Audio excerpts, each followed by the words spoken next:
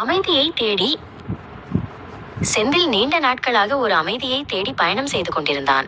அவனது மனதில் பல கேள்விகள் இருந்தன. அவற்றுக்கு விடை தெரியாமல் தவித்தான். அவன் பல இடங்களுக்கு சென்றான், பல மனிதர்களை சந்தித்தான். ஆனால் அவனது தேடல் இன்னும் முடியவில்லை. அவனது இதயம் ஒரு அமைதியான இடத்தை தேடியது. ஒரு நாள் அவன் திருச்செந்தூர் முருகன் கோயிலை பற்றி கேள்விப்பட்டான். கடலுக்கு அருகில் இருக்கும் அந்த கோயில் அவனது மனதிற்கு ஒரு புதிய நம்பிக்கையை அளித்தது.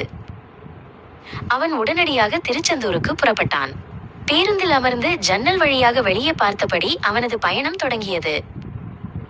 நீண்ட பயணத்திற்கு பிறகு அவன் திருச்செந்தூரை அடைந்தான். கடலின் ஓசை அவனது காதுகளில் இனிமையாக ஒலித்தது. அவன் கோயிலின் கோபுரத்தை பார்த்தான். அந்த பிரம்மாண்டமான கோபுரம் அவனது மனதிலிருந்த பாரங்களை எல்லாம் குறைப்பது போல இருந்தது. கோயிலுக்குள் நுழைந்ததும் அவன் ஒரு புதிய அமைதியை உணர்ந்தான். அங்கே இருந்த பக்தர்கள், அவர்களின் பக்தி எல்லாம் அவனது மனதை நிரப்பியது. அவன் முருகப்பெருமானின் சன்னதிக்கு சென்றான். அங்கே அவன் கண்களை மூடி அமைதியாக நின்றான். அவனது தேடல் முடிந்தது.